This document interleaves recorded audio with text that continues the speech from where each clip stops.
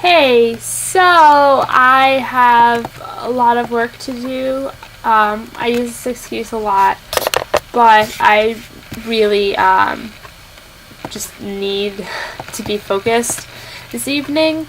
But I did not want to be remiss in posting a CM, so here it is. What animal would I be and why? I'd be a whale. Because then I'd be in the ocean and I'd be freaking huge, man. Because I'd say shark, but people don't like sharks. Or jellyfish. Don't bad. Yeah, so there's that. I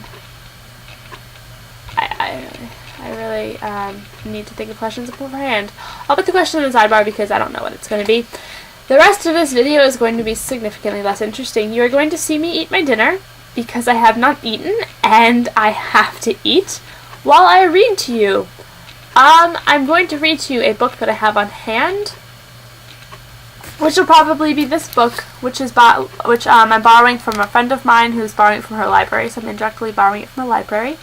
But she let me borrow it, so I'm probably going to read it on the plane over spring break, on the way to spring break. But I will begin reading that to you, because I have other books, but I don't think they'd be interesting to you. Anyway, have a fantastic day, and I will see you tomorrow. Bye! At a place where two tracks met, the carter brought his horse to a sudden halt. "This is where you get down," he said. Dusk was falling, and mist was closing in over a landscape curiously devoid of features. Apart from low clumps of grass, all I could see nearby was an ancient marker stone whose inscription was obscured by a coat of creeping mosses. Every part of me ached with weariness. "This is not even a settlement," I protested. It's nowhere." "This is as far west as your money takes you," the man said flatly. "Wasn't that the agreement? It's late. I won't linger in these parts after nightfall." I sat frozen. He couldn't really be going to leave me in this god-forsaken spot, could he? "You could come on with me." The man's tone had changed. "I've got a roof, supper, a comfortable bed. For a pretty thing like you, there's other ways of paying." He set a heavy hand on my shoulder, making me shrink away, my heart hammering. I scrambled down from the cart and seized my bag and writing box from the back before the fellow could drive off and leave me with nothing.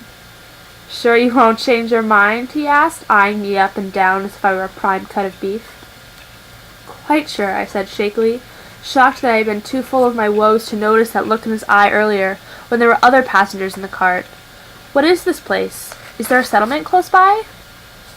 "If you can call it that." He jerked his head in the general direction of the marker. "Don't know if you'll find shelter. They've a habit of huddling behind locked doors at night around here, and with good reason.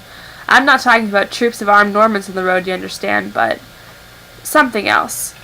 You'd far better come home with me. I'd look after you." I slung my bundle over my shoulder. On the tip of my tongue was the retort he deserved. "I'm not so desperate." But I was not quite brave enough to say it. Besides, with only 4 coppers left and the very real possibility that pursuit was close behind me, I might soon be reduced to accepting offers of this kind, or starving. I stooped to examine the weathered stone, keeping a wary eye on the carter. He wouldn't attack me, would he? Out here, I would scream unheard. The stone's inscription read, "Whistling Tor." An odd name. As I traced the moss-crusted letters, the man drove away without another word. The drum of hoofbeats and the creak of wheels diminished to nothing.